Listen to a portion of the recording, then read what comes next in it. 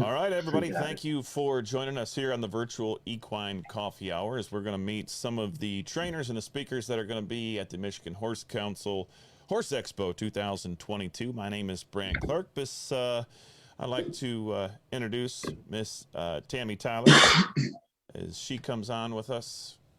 I want to do this. There she is.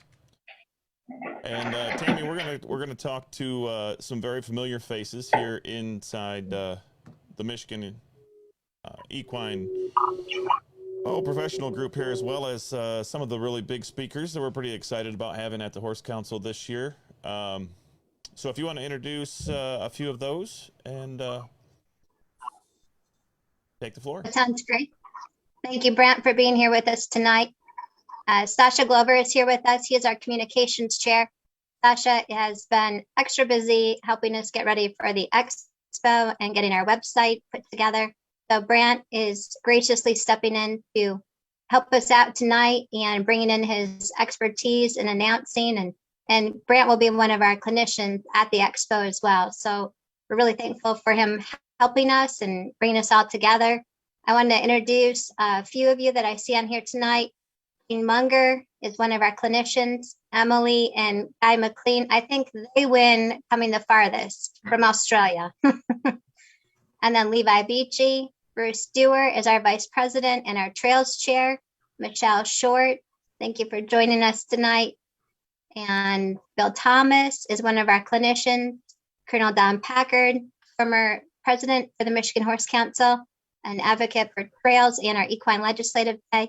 Barb Curdy is with us. She is a long distance rider and has participated in the Tevis Cup.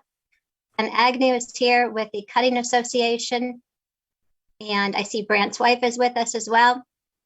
Hi. And Peck, thank you for joining us. From Sabin, Patrice, David, Paula. Paula, I know you're not in Michigan, so thank you for joining us. And then Trevor Walton will also be sharing about ranch work and reining. So Brant, if you want to get us started. Yeah, we're going to start first with Trevor Walton. We'll call Trevor Walton to the stage here. Trevor, you're one of the more familiar names here at in the Michigan industry. Tell us a little bit where you're from, how you got started, and kind of what the mission statement is for your business. Sure.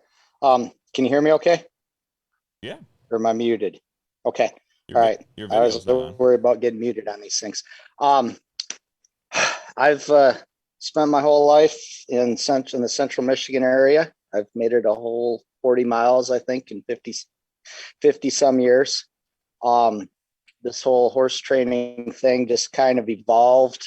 I thought I was going to be a dairy farmer all my life. And I was showing horses and people saw me doing it and they started offering me $1 if I'd ride their horse instead of riding my own.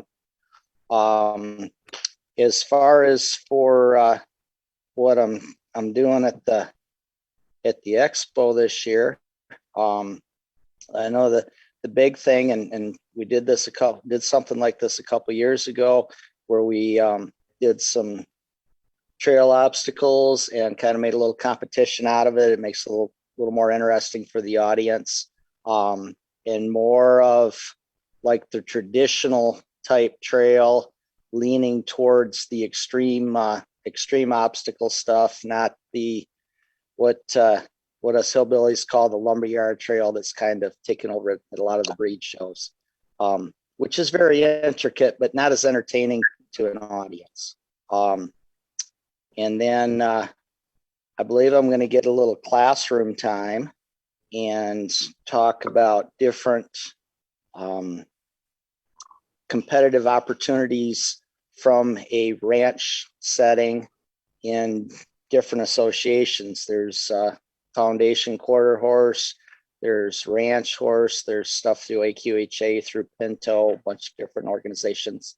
That's something we can do in classroom.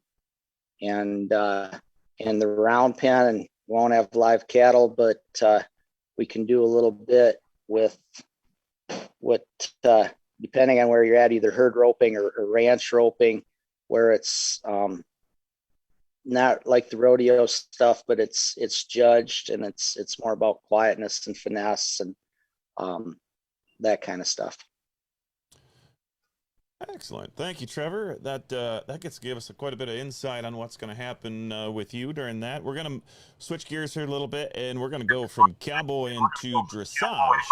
Emily Park is from state of Oregon. She's going to be one of our speakers this year. And Emily, the weather's going to be quite a bit different than it is in Oregon. It should be, it might be a little bit colder here in Michigan for you. But give us a rundown on you. Tell us a little bit about yourself, what you do in Oregon, and then maybe a little bit about what you're going to focus on at the Horse Council. Oh, is she with us? the big fort. Grant, I don't think Emily is with us yet, but we could go ahead and jump over to Guy and Emily Mclean.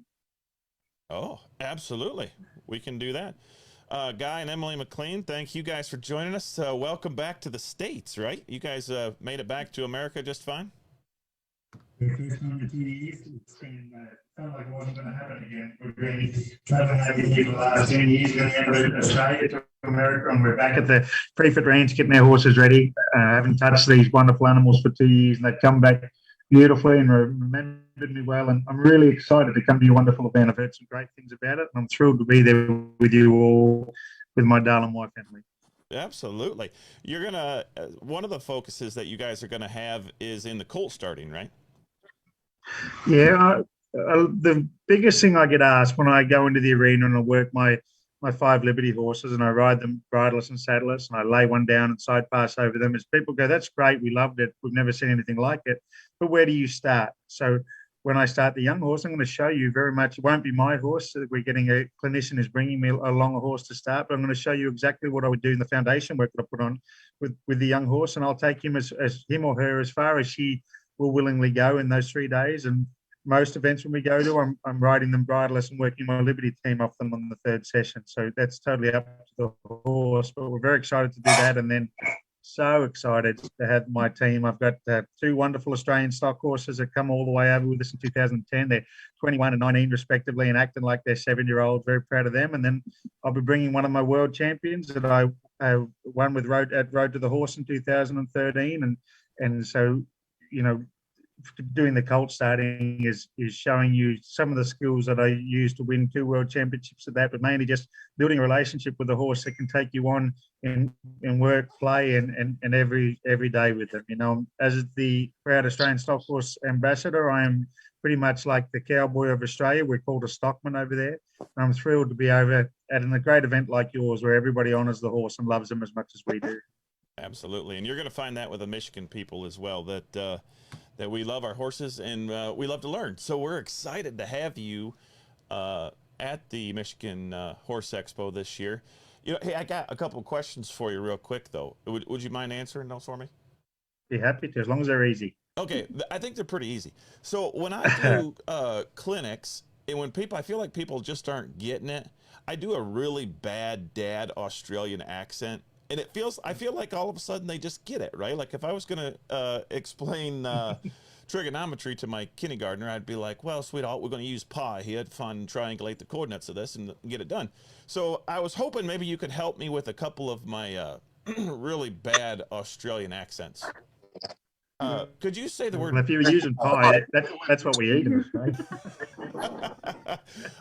Bromby. How would you say that in Australia? Brumby. Bromby. I got to work on this accent thing a little bit. It might sound like it in your ear, but it doesn't sound like it in mine. Sorry. Well, all in good fun. Well, look, I'm really excited to learn from you as well, too. So thanks for being a good sport about that. Is Levi with us? Levi Beechy make it yet? I should be here. Is he here? Yeah. Yep. You hear me? I can hear you, Levi. Good to have you on the show, man. Levi Beechy, you're one of the Michigan horse trainers that's going to be here this year, and you kind of fall into an elite class or maybe a dying breed of Michigan horse trainers that are starting colts. So give us a little bit of rundown about your business and give us a little insight to the Mustang makeover and then what you're going to be talking about at the Horse Expo. So yeah, here I'll get you a quick background on me as well.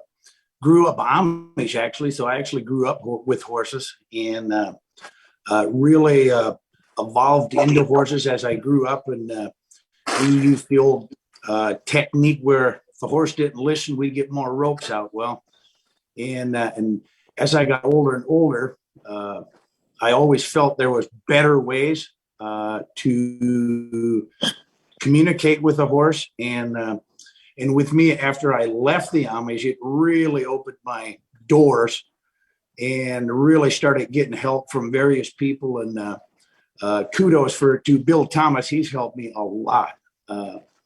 Really helping with, learning and all that good stuff. But so we've been here at my training facility for 12 years, and it's been exciting, really learning and working. And we start a lot of colts, and it's amazing what you can do with them, just understanding them and stuff. So again, I always tell people about Bill Thomas helping me out. I can't give enough thanks to him. So I definitely want to get that in there. And then for the expo, definitely really excited for the Mustang presentation and stuff. I had the opportunity back in 2014 to work my first Mustang, and by golly, we even made the top 10. That was even more exciting. So it was down in Fort Worth. So we'll be sharing that story, talking about the Mustangs, how people can get involved. And then also the other one is intro to the horse, just very basic stuff. I get a lot of customers asking about how they would go about starting to look for a horse and stuff. And so I just want to really touch on that kind of step by step, how to properly go about it. Asking the right questions, looking for the right trainer. How do we go to buy them and all that stuff, and try to keep them from buying sight unseen unless they have a professional. I've had a lot of people coach through buying horses that way, and then they get them back and the horse is not a good fit. So I just want to really open them doors up and show people what's out there, what they can do. Hey, that sounds great. Thank you, Levi. And we'll use the Bill Thomas as a segue here to introduce him, probably one of the most famous guys in the state of Michigan. Billy Thomas, thank you for being on the show today. Is he with us? Oh, I think he's got his audio muted.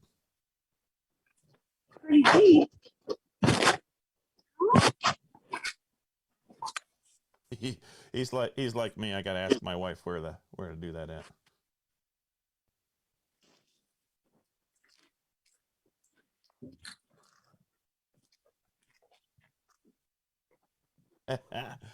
Hey, we'll let Billy figure this out for just a second, and we'll talk to Paula's with us today, right? Grant, Paula couldn't make it tonight. She apologizes. Paula is from MSU and works with the Arab industry here in Michigan, but also nationally. She apologizes. They had something with a horse come up tonight. So we could move over to Dan Agnew with Cutting Association. And I'm not sure if Tyler DeLang, he was going to try to join us, but Dan is with us tonight. Oh, excellent. Dan, thank you. You could step up on the platform here, and we'd love to chat with you a little bit about the Cutting Association. Give us the ins and outs of what you're going to be talking about. Okay, thanks. How is my audio still okay? Yeah. Okay, good. A lot of times I have trouble with the audio on these, but yeah, I'll try and step in here a little bit early while Bill's figuring out his mute button. Yeah, I'm representing the Great Lakes Cutting Horse Association. I'm not a trainer. I'm a non-pro, but I am on the board of directors. Michigan, one of the two Michigan directors for the National Cutting Horse Association. Crystal DeWitt, Dr. Crystal DeWitt is the other director from NCHA for the Michigan area. So I can speak to this a little bit. We were supposed to have Tyler on, but on short notice, it was kind of hard to get a hold of him. He's actually showing in Florida right now. So for all I know, he may be walking to the herd at this moment. But Give us the state of the cutting or the cutting industry in the state of Michigan right now. it's really growing. We've struggled in years past. This year we have two trainers basically. Tyler DeLang is one of them. He's out of Port Huron, and actually Bill Thomas. Hope maybe he can speak to this in a few minutes. But he's actually branched out a little bit beyond reining and doing a little bit of cutting with a rein cow horse. So Can you hear me? Yeah, I can hear you, Bill. Yeah, so maybe he can speak a little bit to what he's doing with in addition to the reining in our area. But so Tyler's program, I'll speak for him in his absence, but he's got a pretty good program. He's out of Port Huron. Go back here. He's got a good year-round program. I mean, we struggle in Michigan in the wintertime trying to keep the cutting horse business alive. But Tyler, both Tyler and Bill got decent year-round programs. And I know Tyler. I mean, he starts a lot of young horses. He's got a pretty big youth following. And I think if you're looking for more information relative to cutting in Michigan, we've got a pretty good website at glcha.com, and we've also got some pretty active Facebook pages. The Great Lakes Cutting Horse Association is our official Facebook page. And then there's also a Great Lakes Cutting Horse Association group page, which is more of a forum so we manage both of those. And then there's also an Instagram page. I'm not an Instagrammer, but my daughter who manages that, she tells me, for anyone who knows Instagram, if you just look for Great Lakes Cutting Horse, you'll be able to find it. So I wish you luck there. Yeah, you got some. And then also, you got some catching up to do because you still got TikTok to catch with. oh yeah, don't even. Don't tell me about TikTok. Maybe my daughter can do that. Back again, huh? And then cutting.com is also another great resource. That's our national organization that we're an affiliate of.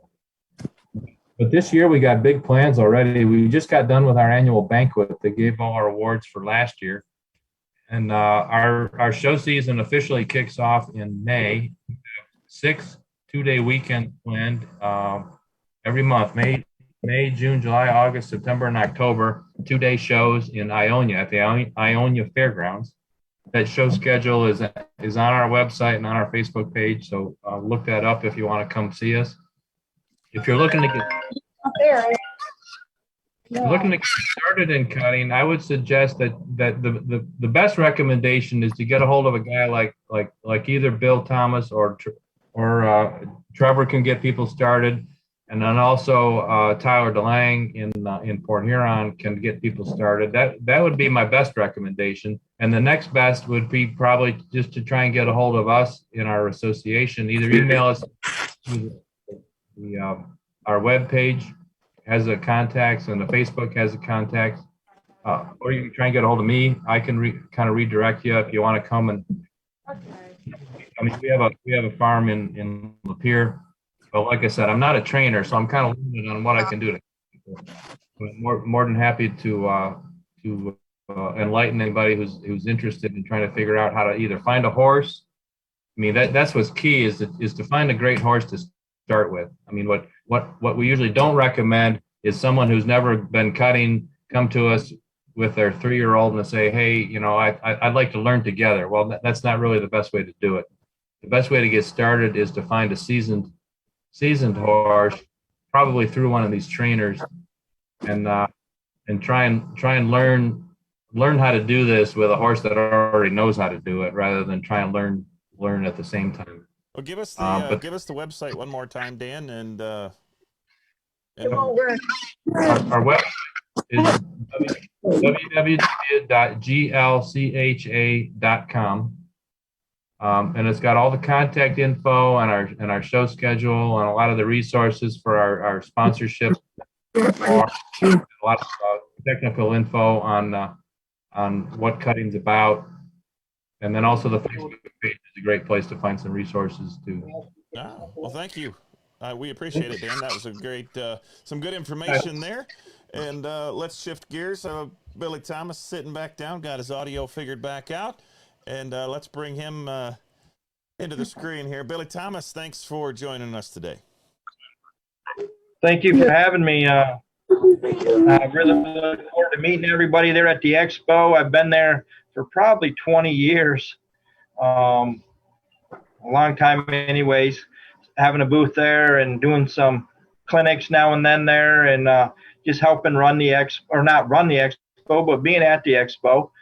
And it's really helped me, my business, being there, finding real good customers from being there with all the thousands of people that come through the door. I'm really fortunate to be able to come to your expo. And I kind of specialize in training horses, whether it be colt starting or training them right up. I've been real successful in the show pen, I guess, so I'm pretty thankful for that. And now it sounds And like a coaching transition to pros and cutting, youth. right? Yes, yep. We love the cutting horses, and I'm real fortunate.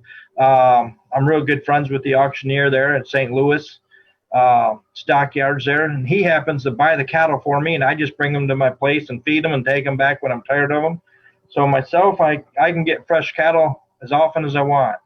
It only costs me feed, so I'm real fortunate there. What are you going to hit on here at the expo coming up?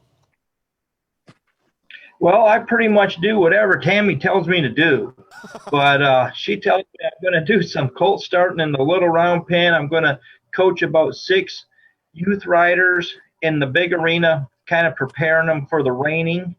Talk about how do you prepare your horse to get it ready for a showing. So them are kind of the stuff she has me doing. And then we're going to have a sliding contest there too. So if anybody has some reining horses or some horses that can slide a little bit, I think on Saturday afternoon before the rodeo, we're going to have a sliding contest there. And if somebody wants to get involved in that sliding contest, who do they contact? Yeah, they can contact me and I can make sure they're in there. Okay. You want to give us a little bit more information, or give us a little bit? Don't leave us. Don't tease us. Like, we want to know, what is the sliding contest like? I mean, are you going to build a base for that deal? Are you going to go with the ground that's there? Like, what are you thinking?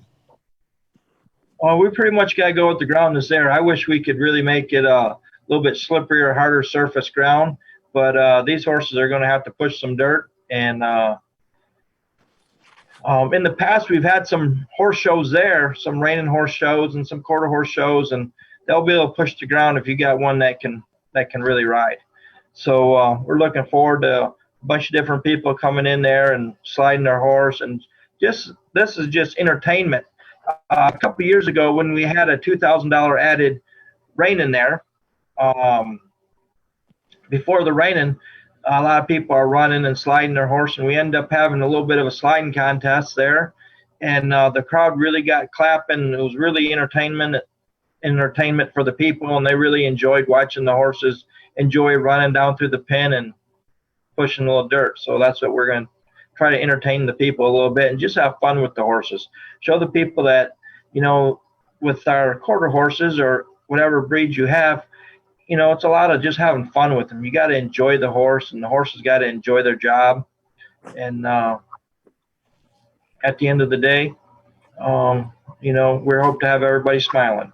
Absolutely. Sounds like a great time. All right, Tammy, point me in the next direction. Who are we talking to? We have a couple people that are on their way. Emily Park will be joining us in a little bit, and Kathy Wood will be joining us in a little bit. I know Jean Munger was having some connectivity problem. So maybe if we could slide back over to Emily and Guy, and you could tell us a little bit more about what you'll be doing at Expo, or what you really enjoy. I know you've had to switch gears with COVID. We've all had to make some changes, and maybe you could talk about that a little bit too, because we're all in the horse industry trying to make a living at it. and you've shared some of those stories with us before. Yeah. Oh, we're happy to. Thank you very much. Are we on? Good. Yeah. So when I started off in the horse business, there was several different ways. I've tried pretty much a lot of the different things that you can do. My dad had a resort in Australia, and we had 1,600 acres and 300 head of cattle and 50 head of trail riding horses. So from the time I left school at 15 till I was 24, I took care of the horses and took them on the trail rides and that. And taking trail rides with people that have never ridden horses before will either make you never want to work with horses again and be around people, or just push you more to the horses. I found that I was the horse's voice every day. We'd have people from all over the world telling me that horses were stupid. And I, as a young man at 22, would say, well, you know, the dumbest thing about a horse? And they'd say, no, what? And I'd say the person sitting on it. And I used to stick up for them because they've always been so important to me. I was the youngest of 5 boys and quite small in my family tree. I was very shy and I wasn't confident around people. But when I rode, I felt like I was as good as anyone. I felt like I was as good as any of my brothers and anyone at school. And so now I give back to the horses wherever we go. And as I say, I tried the trail riding business. Then I tried the breeding and training business. And when we in Australia, we don't get them very long. If you keep a horse 6 weeks, they expect them to be doing some pretty nice things after 6 weeks. And for the last 2 years, I've had to go back to that. And I've had horses doing bridleless obstacle courses and working my Liberty team before they go home and stuff. And I have cried every time the horse has gone home and I put him on the trailer. I've had tears. When you get to that level with the horse, you put so much into them, they become like your family, and then someone comes and takes them away from you. So I found that training wasn't really for me, and that's why I'm so excited to come back and be a performer again, is because I get to come back to my horses. I haven't seen me for 2 years, and they look at me and say, Dad, you've been away for a little bit, but we're excited to get back on the road with you. So I found that by being a performer, which was a hard thing for a shy young kid from the Queensland bush, because in Australia, there's a saying, I wouldn't say boo to a goose. I was very, very, very shy and unassuming. But when I rode, people looked at me and they liked what they saw. And I started doing bush poetry, which is like your cowboy poetry over here in America. And that got me on stages. I've ridden in front of 20,000 people on a stage where country music singers and bush poets were on. I've taken my horses bridles and saddles across Australia. And I found that as a performer, I got paid to ride and to keep my own horses. And I have 3 teams now throughout America and Australia. And they are mine forever. I'll never have to sell them. I'll never have to say goodbye to them. So to all those great trainers out there that are training people's horses and falling in love with them and building incredible relationships with them and then having to say goodbye to them, I feel for you. And the reason I've become an entertainer is so that I can share my family with the world. And I've got 4 shows this trip back, and it's been the last 2 years. I think we've performed at 10 different events, and that's very much like a rock band wanting to get out and perform, in front of their people. So we're so excited to be back. And I'm going to show you with my team of horses, and I'm bringing the very best 5 best horses I have here in America, of which I have 11 over here. I'm going to show you what it looks like when you get to dedicate your life to something that is bigger than you. People say, what would you be doing, Guy, if you weren't with horses? And I say, I can't imagine me without them. I think I'd be in a padded cell without them, to tell you the truth. This world is a strange and scary place, but not when I'm around my horses. When I go and work with a young horse, when I work this young horse at Michigan, that young horse is going to act just like they would have 1,000 years ago. They don't care about politics and all the things that go on, and they don't care about TikTok and all that sort of stuff. They care about how I treat them and how I see them and what I'm going to do for them and how I'm going to look after them. I'm excited to do that. And then to show you my family, to come back to them. I knew how wonderful my horses were when I left. But to come back to them, when you look in the eyes of a horse that you spend 10 years building a relationship with, they are like a mirror to your soul. And I can't wait to share my family with you. I'm bringing 5 horses in Spin Abbey and Hope and Honor and Mate and Denny. Denny's a dead set character. People are going to love him because he's the naughty child. He's the cheeky one. And I just can't wait to share them with you, as well as the young horse stuff and seeing these great horsemen and women that are here. I look forward to being around my peers again and to be able to rub shoulders with them. The last 2 years, I've been staying at home, keeping away from the public, training horses. So I'm so excited to be around like-minded people. My dad said when I was a young boy, son, you got to stop talking about horses all the time. People don't want to talk about horses. You got to start talking about other things. I said, no. Then I'm going to go to shows all across the world where everyone wants to talk about horses. And other ones are people like us that got invited to this. Oh, Trevor Walton's on there too. I didn't notice that. I don't even know. Invited. You guys, Did you hear anything? we could open it up to some Q&A. Some of you may have some questions for any of our trainers. So we'll open it up and just give it a couple minutes before hopefully Emily and Kathy will make it. I know Julie Goodnight was going to try to make it tonight. There are time differences when we do these Zoom, and I know Julie is out west right now, so you may have missed the time. But we'll open up the floor if somebody has questions for one another. I have a question for Guy. I was kind of hoping that you said you were into cowboy poetry a little bit. I'd like to hear something. They can't hear us. I got a short minute. They You can't ready? hear us. Can you hear me? Yeah, we can hear you. Awesome. So this is a poem that I do no matter whether I'm in Australia, America, or Canada. And I make sure I tell the Australians that I do it, because I have a lot of people say to me in Australia, mate, if you love Australia so much, why are you running all over the world? You know, you don't love us if you leave them. And I say, well, Australia doesn't get what happens in America. We hear about in Australia. Our cutters are all like your cutters. Our owners go back to the best blood in your country. But Australia doesn't really have a huge voice other than the man from Snow River and Crocodile Dundee and that wonderful, wonderful Steve Irwin. So I want to share our country and our horses with the world. And so I say to the Australians, don't worry. When I'm over in America and Canada, I love it there and I appreciate it and I honour your cultures. But I'm a proud Australian boy who misses home every moment. So I do this poem at the end of all my shows, and it's called She Will Always Be My Home. I'll do it for you now. I come from a land down under, where the kangaroo and emu roam, where brumbies run wild in the mountains and the waves hit the shore with their foam. I have lived the life of a stockman. I have walked the horseman's path. Now I've flown to the world around me to share with open heart these creatures that bewitch me, hold me captured in their spell. My task, to share their beauty that they've shown to me so well. From the stock horse of my country, Australia's own and honest breed, to all horses of the world, I declare my sacred creed, to give my all and honour them in everything I do. For a horse can hold a man together like an ever-bonding glue. My Australian stock whips share my heritage, mate. My accent shows my breed. And though I long for home and family, I have this ever-growing need to represent my country and my loved ones who are there, to show the world her beauty, to honour her and share Australia's special wonder with the world in which I roam. For she will always be my mother, and she will always be my home. That was awesome. That was fantastic. I remember. You remembered it all. Billy, you're up next. Go ahead. Let's hear Jeez. your poem.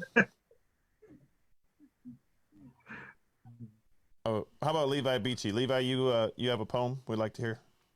Something. I'm still here. Yeah. Let's hear your poem. I don't have one. Oh, something as beautiful as what that was. I can talk Dutch though.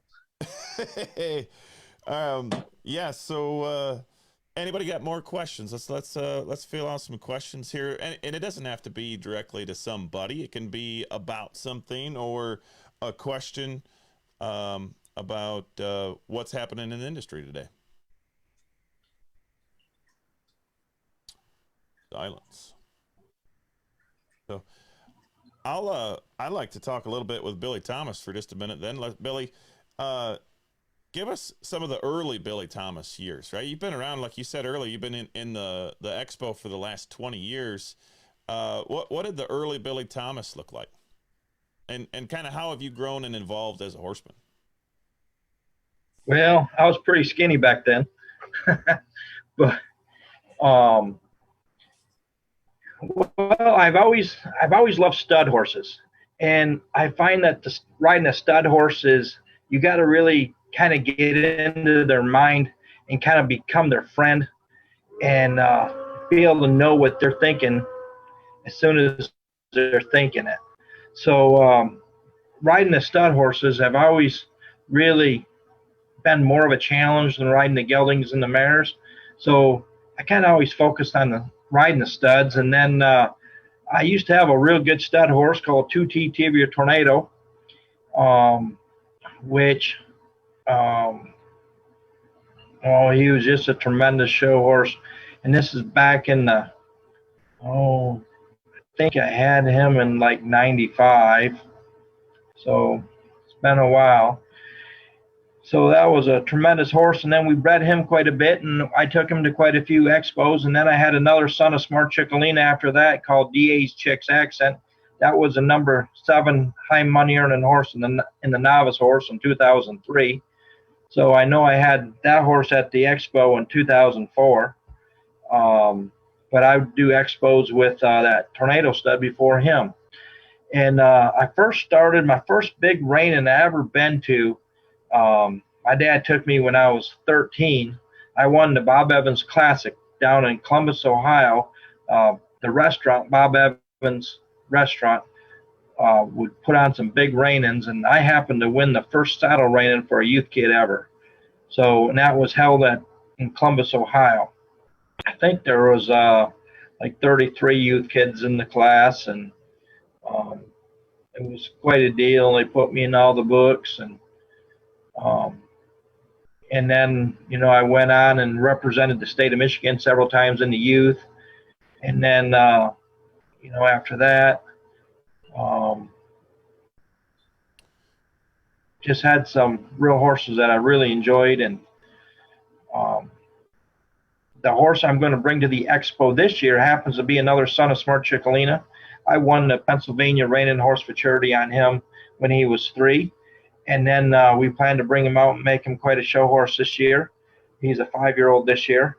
I also won a few things in Michigan on him last year.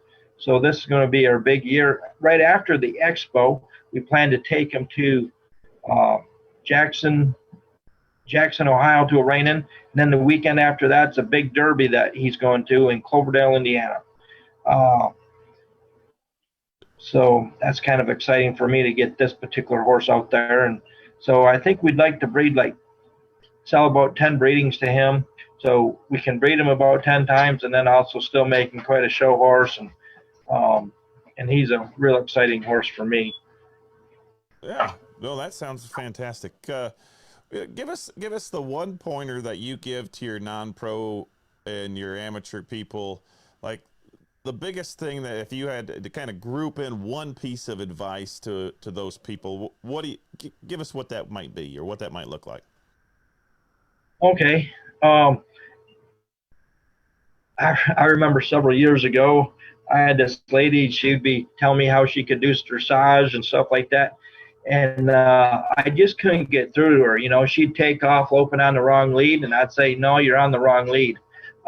You know, if you're taking off to the left, you know, don't be bumping with your left leg. If you're going to be, you know, every time she would do something, I was always telling her, you're doing this wrong. Don't do that, you know. And then after coaching her and a few more people, I figured out more how the brain works. And if you tell a person what not to do, they'll focus on that more than they'll focus on what you're telling them to do. And coaching that lady back years ago, it was always a train wreck when I was done. So it really helped me learn how to coach somebody. And now I figured out if they're doing something really wrong, if you tell them what to do, whatever they're doing wrong stops right then. Because what they're doing wrong, now they're doing it right. So I try not to focus on what they're doing wrong and start focusing on what to do. And then before long, I have them riding exactly how I want. And however they were riding before, instead of focusing on what they did wrong, now I got them focusing on what to do. And I try not to tell them what to do wrong. Maybe I will after we're done. Hey, don't do this and don't do this. But really, the whole time we're riding, I'm telling the person what to do. And I can really change somebody's riding really fast. And at the end of it, they have a plan what to do versus getting off the saddle saying, you know I'm not going to do this. I'm not going to do that. So when they're getting off the saddle, we have a plan what to do. That's really had a big change for my youth riders and my non-pros. And I really think that's a big help. Yeah. It's keeping the people positive. Absolutely. I see, Tammy, that Emily Park has joined us on the Zoom call. Emily, welcome to the show. We're glad you could join us. We're excited to have you here. Hi, I'm glad to be here. So, Sorry I was late. hey, that's okay. Better late than never. So, get this fixed straight. So give us a little bit about your background, your history, what you do in the equine industry, and we'll kind of go from there. Yeah, so I've been a professional for about 10 years now, and I moved down to Southern California to go be a working student for David Blake and Rebecca Rigdon, and they're long listed for the Olympic team, and that led to me getting a job at Stephen Peters' barn, who has been on 5 of our Olympic teams, and I was his working student for 2 years as well. So I did about 5 years of apprenticing, and then I went to a young horse trainer. So I got my upper level dressage career started first, and then I learned how to run a barn and get other people's horses ready and all about sports medicine. Then I wanted to learn the young horse side of things, and then I was able to start my own business in dressage where I teach Western dressage, regular dressage. I have a big emphasis in youth riders just because dressage is kind of a stuffy old lady sport. And I'm trying to bring more kids into it so that way it doesn't die out on us. So I've been working on a program in Oregon. That's where I'm based out of. And I have a farm with horses that I breed, horses that I have in training, and students that come from all over. And then we host our own horse shows. So I'm trying to figure out which parts of the industry I like to stick in. I love training, but I love hosting the events, and I love educational opportunities. So we are kind of a multifaceted facility here. And I'm just excited to get to know you guys on the East Coast. Yeah, you are one of the keynote speakers for the Horse Expo. What is your focus going to be on? What are you going to be expanding to people at the expo? I'll be talking a lot about developing the non-traditional dressage horse, or getting any horse to dressage, because dressage is beneficial for pretty much any horse if it's done correctly. And there's pieces of it in every piece of type of riding. So I'm hoping to help people develop a softer lateral movement in their horses, better muscling and strengthening of the hindquarters, which helps a lot with reining and cutting and all that stuff. I have a lot of students who do the high school equestrian team, and they use a lot of their cow horses, and they want to get the buckle, the multi-discipline buckle when they go to the shows. So there's a lot of crossover training between all of it. So there's something for everyone in dressage. So that's kind of what I'll be bringing in, because I'm guessing this is a pretty Western oriented part of the country. Yeah, just a little bit, but we're excited. There's so much to be learned from dressage. That's how I got hooked into it. I went over to Europe to ride, and in America, I was in the top 30% of riders, and then I got over there to Germany, and I was in the bottom 30%. They're all about 6'4" like me, and ride horses that were good enough to go to the rodeo. I thought. So that was when I got hooked on dressage, and then I realized that dressage is, Billy Thomas does dressage every day, whether he wants to admit it. Trevor Walton, Levi Beechy, all of these guys, it's just named wrong, right? Like, I think the name is wrong. Yeah. It's what do you do? I do dressage. What does dressage mean? Training. Oh, so you do training. Oh, okay. So everybody does training, right? Good, wrong, or indifferent. So that's fun. I'm excited for you to bring that kind of new element to the Horse Expo, because, like you said before, it's been pretty heavy Western. So this year adding you is going to be a nice touch. I'm really excited, and I've been learning. I've actually started taking reining lessons a couple of years ago, just because they kind of cross over a little bit, and it's really helpful in starting my young horses. So I'm interested to learn from you guys, all the other clinicians at the expo as well. Yeah, exactly. Exactly. All right, Tammy, point us in. We're trying to get Julie Goodnight on, but She's on her way, so hopefully any minute now. But if we want to go over, you have the event flyers come up, Brant? I do. Let's take a look at that. Wait just a second here.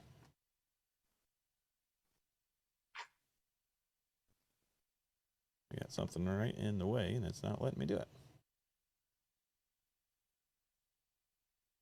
And Brant will also be doing some confidence building clinics in the main arena too. And Brant and Emily are going to be working together with 6 clinician riders too for their dressage clinics. And Emily will be in the round pen doing some seminars there as well. We're really excited about our team of trainers and clinicians, and it's going to be a really good expo. Yeah, here. So if you take a look at my page right there, there's the flyer for the statewide trail ride again, right? Hosted at the D-Bar Ranch.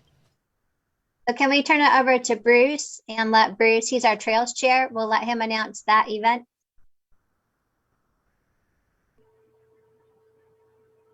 So you want me to talk out loud? All right, we can do that, Tammy. Oh, we love your voice, Bruce. Come on. Do you really like the sound of that one? Well, that's good. Somebody should, right? Thanks, Brent. That's great, wonderful. You and I this rodeos together. We'll make it happen. Exactly. Well, we this year we're going to do the statewide trail ride again. It was our first year last year. Had some really exciting turnouts, some folks that were there, and really enjoyed being together. It was our first time up at D-Bar-D for the group. It was actually suggested by our treasurer, and I've got a permanent site up there, so it made it easy for me. But we had a good chance to get a lot of the different trail groups together and different individuals from those groups, and it was a good weekend. And we had this clinician up there. I can't remember his name. He was really an interesting fella. He did a really nice job. Mostly, he didn't do poetry, but other than that, he was pretty interesting. He did a really nice job. Do you remember him at all, Brent? He was terrible. You should have fired him the first day. I tell you right now, no, he was a great guy. No, Brad did a nice job for us, did a fabulous job, and it was really interesting. Matter of fact, he started playing around with a little horse that I ended up buying just because I liked how well he made that little guy behave. So I was like, hey, I think he's going to work out pretty good. So at any rate, we're going to do that up there. It looks like it's going to be September 30th through the October 2nd, and we'll have a dinner up there, a lot of guided trail rides, and this will actually be the culmination of our ride challenge, which is going to start March 1, and then it'll run through August 31st. So that'll be the miles. We did it before May 1st through August 31st, and we were hoping, I was thinking if we got somebody with 400 miles, that would be kind of impressive. So 4 months and 400 miles and 100 miles a month, and that's not bad. And so the lady who won got 870 some miles that she rode in that amount of time. So kind of impressive. I don't usually drive that much, so that was pretty impressive for the lady to do that sort of thing. And then she ended up with a nice new saddle underneath her for her trouble. So that was great. And it was a good time. I'm looking forward to doing it again, and maybe even get that same clinician up there if we can't get anybody else. I mean, if we can get that same guy. Right. I mean, I don't do poetry or anything like that, but poetry, that would be awesome. Yeah. Exactly. Or just sing a song. That'd be fun too. Yeah, that you definitely don't want me to do. But I will tell you what I was super impressed with was the party afterwards. Right? I'm going to call it a party. Like it was a celebration, but we had a band and the best barbecue, and the D-Bar-D has one of the most unique I don't know what you call it, like a party room. I guess it's a giant barn. It's all hand-hewn beams and wood floors, and it just made me feel like I was in about 1893, which I think everybody that's on the Zoom call can. Being a cowboy, we kind of want to live in that era. We missed the era we were supposed to be in, so it was a good time. It was a lot of fun. I'm glad you enjoyed it. We all did. So it was for the first time out. It was well worth our time and effort, I think, and we're looking forward to doing it again. So, yeah, absolutely. So Thank you, Bruce. you bet. Brant, do we have any information on the equine legislative day? That I do not have. I did drop the ball on that apparently. Oh, no, that's okay. If we don't, we have the chair for the event. So we could turn it over to Colonel Don and he could tell us a little bit about that event coming up in September.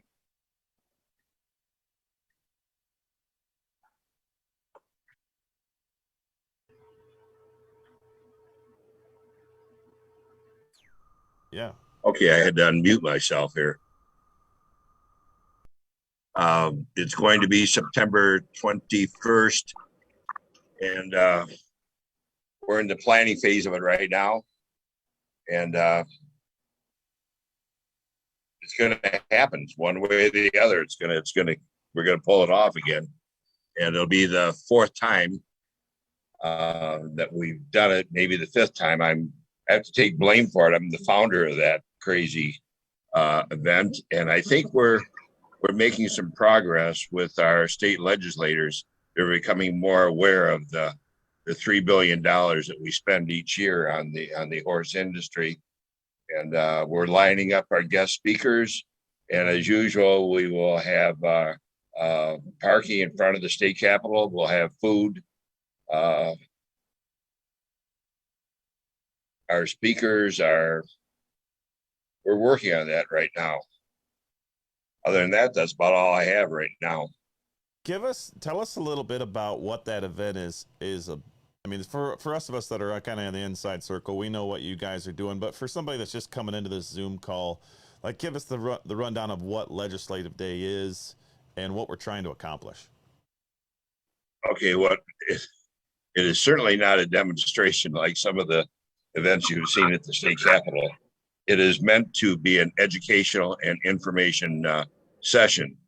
And a week before the event, we send a letter out to all of our elected officials, all 32 state senators and all 110 representatives, and the governor and the lieutenant governor. And we usually invite the DNR, the director, and several key people. We want trail riders to come. We want the mounted division to come. Kevin McRitchie did a great job last year of demonstrating what the mounted division does. We had a lot of the kids come. Trevor Walton puts on some demonstrations with the kids. And usually our host is Julie Alexander, who is she's chairman of the agriculture committee. And there are several people that are involved, our state legislators that stop by. We may have a bill pending this year. I know the racing commission, the racing industry is going to have one or two bills that are pending right now, and the Trail Riders may have the Right to Ride Act being amended. I'll use that word. So we spend the whole day, and we provide a meal for lunch, a very nice lunch and meal for everybody. And all the people that come, the organizations and the vendors that come, all participate. Fantastic. Thank you so much, Colonel Don, for that. And Tammy, I see Julie Goodnight, I think, is on the call now, right? Yes, I am. Oh, fantastic. Welcome to the show. Let me put this on there so we can get you on the show. Thank you for joining us. I know it was kind of last minute for you. So for you, all right. I'm sure good to be here. Yeah. Good to see you all. You have an enormous fan base in the Great Lakes region. So everybody's excited to see you. Give us a little rundown on what you're going to be emphasizing on at our Horse Expo. Well, I'm super excited to be back on the road again. And I booked my ticket today, in fact. And so we're all about gearing up for the expo around here. I think I'm waiting to hear specifically on the presentations. Tammy may be able to enlighten me. But I only have the schedule I'm doing. I know we submitted a list of presentations, but I'm not sure I think you guys were doing some finalizing of the schedule tonight. Yep. So Yeah. What do you think your the main emphasis of your horsemanship in general is? Like, what do you like to see people take away from a session with Julie Goodnight? well, I sort of have a two-pronged appeal, if you will. I am very strong in coaching riders in their skill level and ability level and increasing that. My background growing up as a kid, I showed hunter jumper in Florida. I was an equitation rider, pure and simple, and really highly schooled on equitation. So I guess that is one reason why I'm able to be successful in helping people just ride better. But the other prong, I would say, is a behavioral approach. I've been training horses all of my adult life, and I actually started when I was a teenager. So, and I know I probably look really young on this Zoom call, but I'm not. I'm in my 60s, so I've been riding horses a long time and studying horse behavior, and in particular studying the relationship and the dynamic between horses and people. And what I love most is studying and learning more about horse behavior, and then secondly, helping people better connect and be safer and more productive in their relationship with their horses. Yeah, absolutely. So, obviously, to be a clinician, and Guy could probably speak to this too a little bit, is a clinicians that travel around the world. COVID has probably affected you guys, and you're just kind of getting back. When now you get a little time at home. What do you guys do at home when you're not on the road out teaching people about horsemanship? You want me to go first? Sure, go ahead, Julie. Hey, please. Well, at first I was in a panic. All of Twitter, this expo and many others were canceled. I tell my crew this is actually 2020. We're reliving now this year with all the travel I'm doing, because I haven't been doing much at all. Just a few clinics here and there. I've done a few clinics in Colorado, and not much. At first, I was running around with my hair on fire. I wasn't sure what I was going to do, getting sort of booted off the hamster wheel, if you will. And then unfortunately I got used to it. And now next weekend, I have my first, it'll be my first expo where I'm doing live presentations in front of an audience in 2 years. And I'm looking forward to it.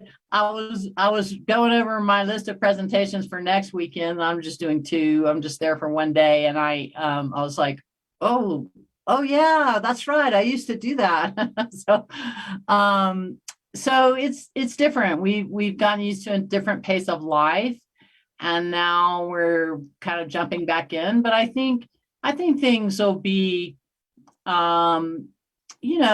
things have changed. Things aren't the same. And so we'll be doing more online things. I've got a full year of travel ahead of me, but I'm more particular about the travel and the events I do. I love your event, and it's been, familiar to me for a long time. So I'm excited to be doing that again, but I'm probably not going to be taking on a lot of new and unknown stuff anymore. I'm going to be particular.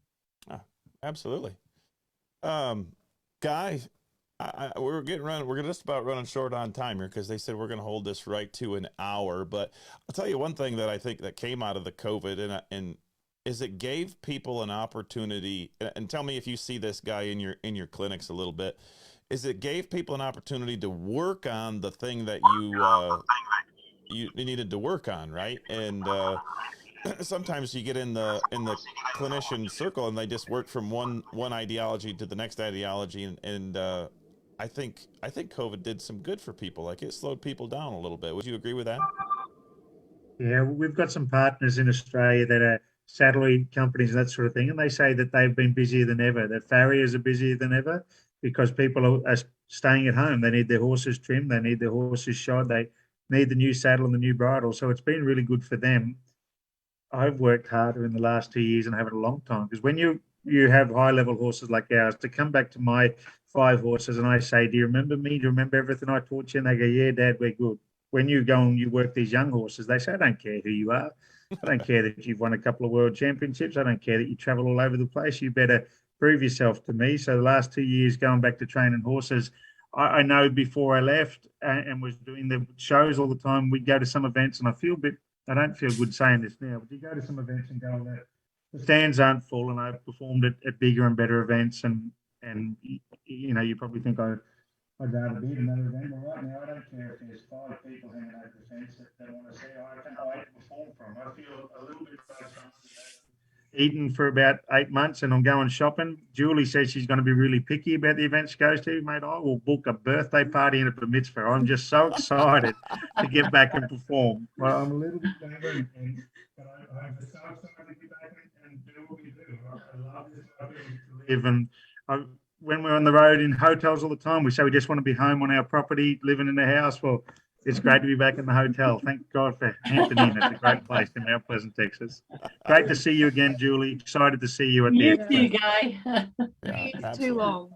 So thank you, everybody, for joining us. Thank you, Trevor Walton, Levi Beechy, Dan Agnew, Paul, and Guy and Emily. Thank you guys for taking the time out of your day to join us for our equine hour. And I think that's going to wrap things up. Tammy, you want to hit on anything before we pull the plug on this?